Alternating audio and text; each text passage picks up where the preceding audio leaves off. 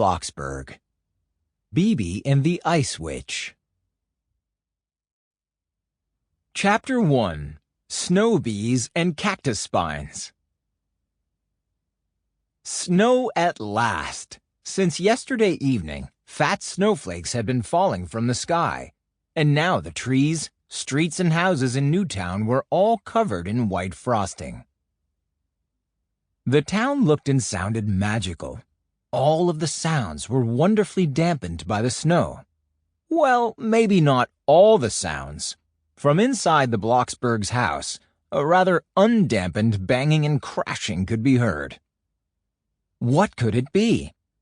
Bernard Blocksberg, who was still lying in his warm, cozy bed, woke from a deep sleep with a start. The first thing he saw, in his confusion, was the alarm clock, 5:30. For goodness sake, who was making such a noise at this early hour? At that moment there was another loud crash. It came from downstairs. Burglars, Bernard thought, and rolled over to wake Barbara. But her side of the bed was empty. What? Was Barbara already downstairs? Or was she being kidnapped by the burglars at that very moment? With his mind full of terrible thoughts and his heart thumping hard in his chest, Bernard crept slowly down the stairs. And then he saw her in the middle of the living room. A dark figure, disguised in many layers of clothes, her face half hidden by a woolly hat and ski goggles. Well, at least she wasn't very big, but still. "Hands up, or I'll call the police," Bernard threatened the intruder. "Daddy, it's me," the little witch called out. "Oh, Bibi, it's you," Bernard said, obviously relieved. "I'm sorry, I broke 2 flower pots," Bibi said. Then she explained to her father that she had first knocked one of the plants off the windowsill, then the other, trying to get her skis onto her shoulder. "But I'll use magic to make them whole again in a moment," Bibi offered, stretching her hands out towards the shards, ready to cast a spell. No magic, especially not so early in the morning," Bernard said firmly. Then he asked his daughter what in the world she was doing with her skis in the living room. "I'm waiting for Sheba," Bibi said. "At 5 in the morning?" Bernard said, rather puzzled. "We have a ski lesson with Wally," Bibi explained. "Wally? Who is Wally?" Bernard was getting more and more confused. "She's Paula's twin sister. Maybe you know them?